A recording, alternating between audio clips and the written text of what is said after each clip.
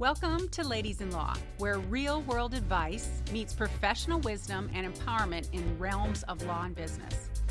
Your hosts, Lisa Goucher, Dawn Smith, and Kellye Raymond, bring you innovative strategies, practical guidance, and inspirational stories. Join us as we inspire and support women to thrive in traditionally male-dominated fields. Hi, Lisa Goucher here with Dawn. We are starting a series called Unwritten Rules. I think Dawn actually described it as the unwritten hard knocks that you go through. Things that you aren't necessarily written down, but that you learn as time goes on. And we thought these would be of value, but we are going to break them down into different series, different topics.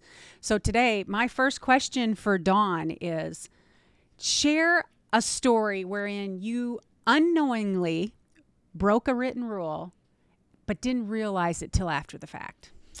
So I think, so I love this. I just think, I wish I would have had somebody talk to me early on about I guess the things that we don't talk about as women necessarily, things that we learn by being in really, shitty, situations. That's how you learn. So the one thing that comes to my mind that I think of every once in a while is when I was a lawyer, maybe a year out. I worked for an incredible firm that let me do all kinds of things my first year out. So I was at a hearing, and it was a child abuse case. It was probably one of my first, and there were two lawyers, and one of the lawyers was a criminal defense lawyer who was representing the bus driver in the criminal matter who had molested my client. The other one represented a very large school district in Los Angeles. And at the end of the hearing, I was walking out in the hallway, and they both just kind of used their space to push me into a corner. And you guys don't know this, but I'm 5'9.5", I'm not tiny. And they, really use their space to get an advantage over me by pushing me into a place where I felt vulnerable. And I think, the unwritten rule that before is just stay, listen, take it as it's coming to you at that moment. That is baloney. I mean, if you're in a vulnerable spot, move. You need to you can move yourself to where you feel more comfortable. Just because somebody is kind of coming at you in a certain way, if you don't feel comfortable in that space, wherever you are, you can move to a different place or even just walk away. I think before I thought I couldn't walk away, that I had to just stay there and listen, and I'm a pleaser, and I'm going to just kind of be there in that situation. And I would never, ever do that now. Never. I would never have been in a situation to where these two lawyers that had so much more experience than me. And I think what it was is that I didn't know what I was doing. So I was like, well, maybe they're right about something. Maybe I need to listen. And I would just never do that now. Yeah. Has it ever happened again? No, that's never happened to me. That was like a one and done. Yeah. So the unwritten rule was not going to jeopardize your space for their intimidation factors, right? Exactly. And yeah. I don't even, and it's not, I feel like I'm a strong person, and I've always been that way. But because I felt like I didn't have the same level of knowledge that they did in that moment, that I didn't have any power. So when you're learning and growing as a lawyer, or learning and growing in business, I think you have to tap into the person that you are from the very beginning. That innate sense of self that you have that has gotten you to where you are, and just lean into that. When things feel uncomfortable and you don't know what to do necessarily, if you lean into that, that core belief about yourself that got you to where you are, then you're going to be better at making decisions, I think. Yeah, most definitely. And my situation early on in the court reporting firm, we're officers of the court. And so you live by the rules, you live by the law, you follow the rules, but everything is not black and white. So this was a scenario. It wasn't in person. It was just, via phone back in the day, telling me that a certain thing needed to happen with a witness regarding a deposition, that one party did not want the deposition to go forward. But the way that the rule read, that it was going to go forward, and it wasn't my place to cancel the court reporter in that scenario. It put me in, for one, I am a rule follower. Like, generally speaking, for the business and ethically and all of that. But what it did, there was a hint of a threat in it that if I didn't do what this person wanted me to do, I wouldn't see any future business. And so, you get to a point wherein you're like, you want to make sure that you're following the law, doing what you're supposed to, and you're an officer of the court, so you can't be partial, right? You have to take care of plaintiffs as you would defendants as you would plaintiffs. And that was a really good opportunity for me to learn that I could actually take care of everyone and follow the rule. So at that point in time, it really freaked me out, and I didn't even know what to do and how to handle it. But mentors. So I would say when you are in predicaments like that, you still have to fall back on mentors, people with more experience, because sometimes it's just not obvious. And that was an experience wherein going forward, I always took a step back then to find out, what does this person need and what does this person need and how can I best service everybody in this scenario? Did you have somebody? Did you have a mentor at that time that you could call and ask? I did. I have an attorney friend, Harold Hunter, and he was the attorney I worked at a big firm, Jenkins and Gilchrist, as a paralegal before I went into the court reporting industry. Two of the attorneys took it very personal. And when I left, and he was the one who did not take it personal. So that was the guy I called anytime I had a question. And the wonderful thing about Harold is that he understood both sides of what was trying to be accomplished in the litigation. And so it really did serve me well. And then in later years, I started calling Dawn, so really, the uncomfortableness, sometimes just step back and find your mentor. Yeah. And then I think after time, you don't get as uncomfortable as you used to. Yeah. Just kind of leaning into that. And I mean, is that something that you learn through experience? Yes. But if I would have had somebody sit down with me, when I first started practicing and I was in my 30s and told me some of these things, like, you don't have to get real upset. You don't have to get, I had great mentors too, but not any really women mentors. I had great male bosses that were incredibly supportive of me, but I think that we are in different situations sometimes because of our gender and because the field that we're in is so male dominated, that if I would have had somebody say, it's okay. You don't need to are you doing the right thing? Are you aligned with your values right now in your actions? And as long as you can say yes, you are accountable to yourself. You are absolutely accountable to yourself. So in knowing that, I think there's power, and the more experience you have in doing it, the more comfortable it is. So start now. Start right now. Yeah. Don't wait. Just know that if you have sat down and really pick the most important things to you, which I call your core values, and you're acting within your core values, and that's going to guide you. Well, and it's really important as well to figure out and identify who in your world behaves the way that basically follows in line with your values and those who don't fall in line with your values. Because out of the gate, when something like this happens to you, you're taken by such surprise that you are felt like you're put in a corner because you didn't anticipate that, right? So I think just recognizing in your environment so much as you can, knowing like who are you aligned with? Mm-hmm. And I guess just knowing you're going to be in those situations too. Right. There's going to be times when you feel uncomfortable, and I think that's how we learn and grow for sure, is by being in those uncomfortable situations. But you can't anticipate everything that everybody's going to do, and people aren't always going to do the right thing. Well, and I'll ask you, Dawn, so in that uncomfortable scenario, when do you speak and when do you not? So I so this is another one, an unwritten rule, I think, is silence is power.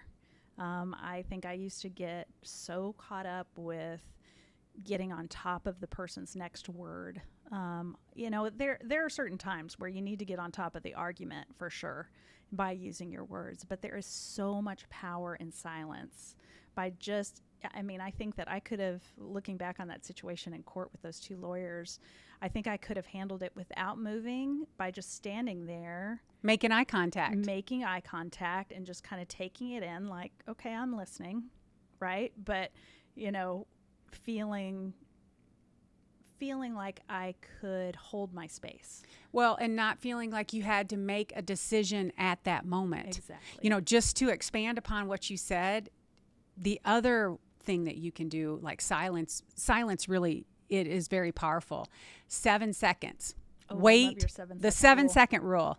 Wait 7 seconds and somebody will say something. Like if you're in an uncomfortable situation and something is said and you don't know how to respond or you don't want to respond, sit back for 7 seconds and somebody will say something. The one who speaks, my dad always said, the one who speaks first loses. Oh, that's a really good reminder. That is such a great reminder. Yeah, that's a really good way to think of it too, because it's true. And 7 seconds is a long time. Oh, it is. You got to get I saw comfortable. Shantae over there. She was counting the 7, because it is. I used to really suffer. The silence killed me. Yeah. Yeah. I had to say something. Like I'm a chatty person. I got to talk. I got to chime in.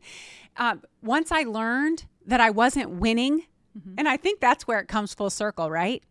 So if you're not winning, maybe you need to zip it for 7 seconds. So true. And so difficult. If you guys didn't know, Lisa and I are super competitive. Yeah. So it's always about winning.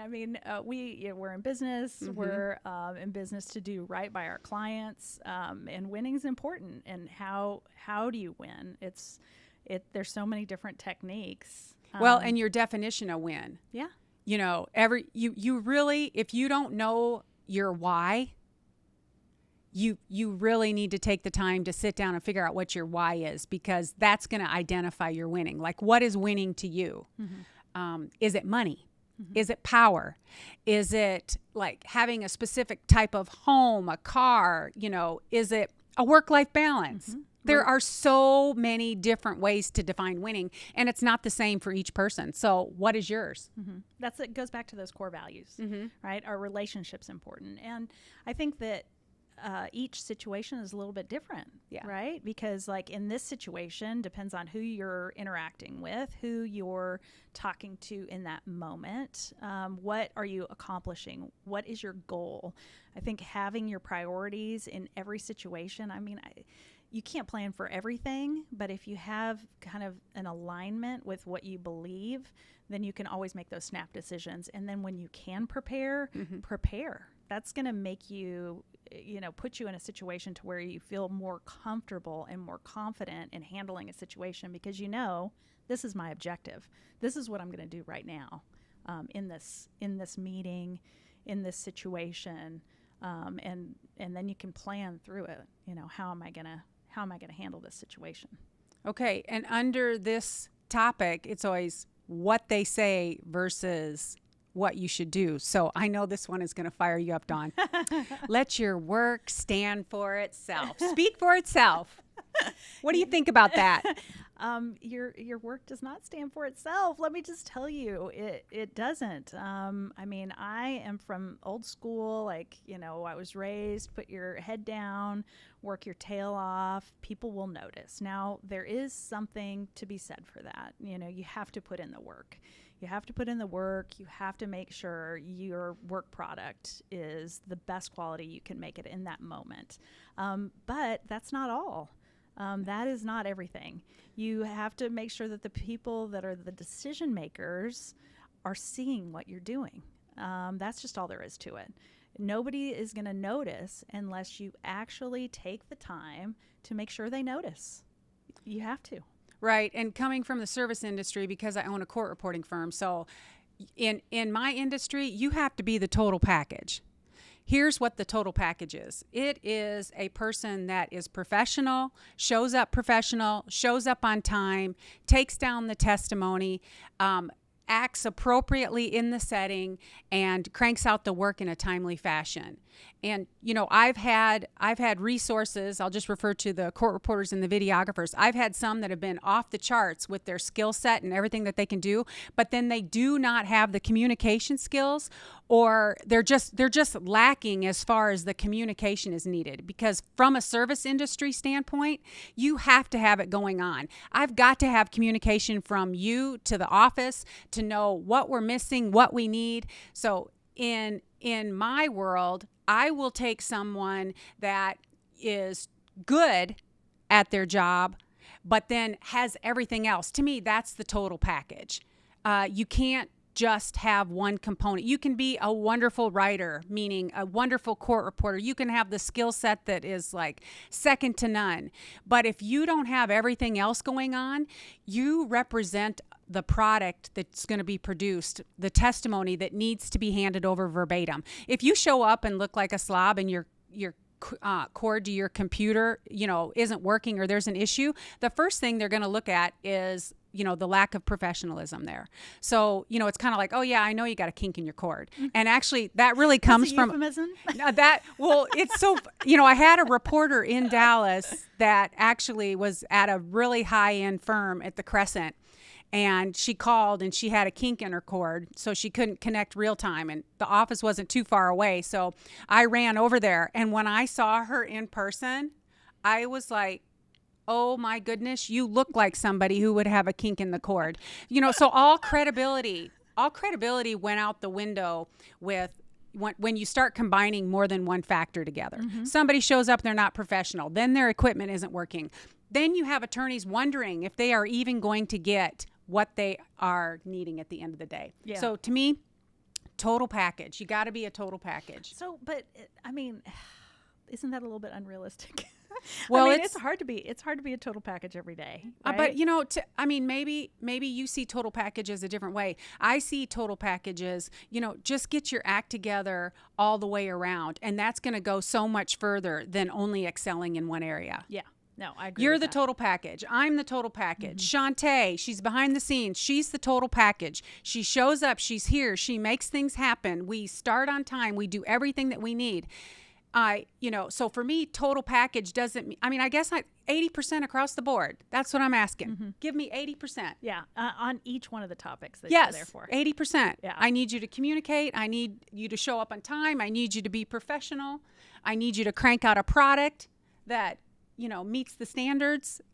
So that's what I mean by total package. I was just thinking about that. I think because translating to your business, right? Like, you would never have gotten the opportunity that you did from Diana if you wouldn't have been the total package. Like, by whatever job you're doing, the way you grow and rise in business, if that's what you want, is making sure that you're hitting all those marks. Just by being great at one thing doesn't mean you're going to get noticed for that one thing. You know, I don't know. It's a good example, I think, would be, you know, sending an email and copying somebody on it that you want to know that you're working at 11 p.m. at night. Mm-hmm. You know, if you're getting some stuff done that's important that, you know, you've been working really hard on, if nobody knows that you're putting in that work, then, you know, you're not going to be able to move up the ranks. Right. And I guess it also depends on what you want. You know, if you do want to move up through the ranks, if you do want more, then you have to look at more than just the work. Yes, she said it in the very beginning. You have to do the work. You've got to put in the time. You've got to make those things happen. Mm-hmm. But then collectively, you need to bring these other things to the table. Once you get the work rocking and rolling, what else do you need to be doing? Like, what do you think they are, Dawn? If you're young attorneys that come into your firm, once they get a handle on the work, what else do they need to do to excel? So I think probably one of the most important things is to communicate with your boss. You need to talk to them about what they want. Getting things done and not getting them done the way your boss wants them done is you're just shooting yourself in the foot. So the number one thing is having an open line of communication and going in and saying, hey, this is how I'm planning on doing it. This is what I think that you told me you want. So these are the steps that I'm going to take. Am I on target? Do that first. Do that at the very beginning of a project instead of doing the project, then finding out that you've disappointed. I think that that is one of the most underrated steps that you can take to be successful wherever you are. In law, in business, is knowing who your audience is and then communicating with them about the specific goals and tasks that you need to. I mean, that's number one in my book. Yeah. How about you? Yeah, I would say communication is number one, because that's going to resolve most anything that is out there. I would say networking is super important. If it's networking within your firm, networking within your industry, I think it's very important, especially let's say you're in an environment that maybe isn't as bright and cheery as you would like it to be. Maybe it's a bit toxic.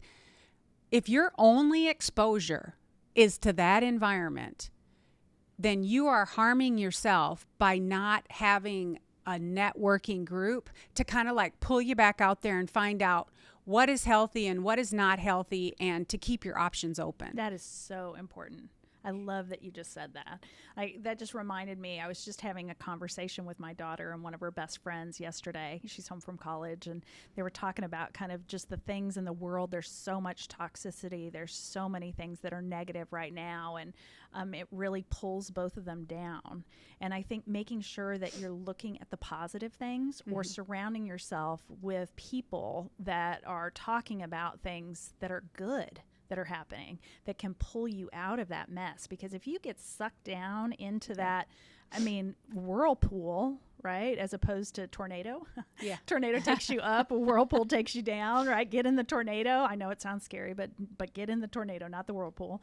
And, make sure that you're looking at the positive aspects. And you cannot do that if you don't surround yourself, at least have a group outside of where you are that can really pull you above, so that you can look down on it. Because when you're in it, you can't feel it. You can't see it. And I don't care how strong, how put together you are, if you subject yourself to that negative environment for an extended period of time, it rubs off.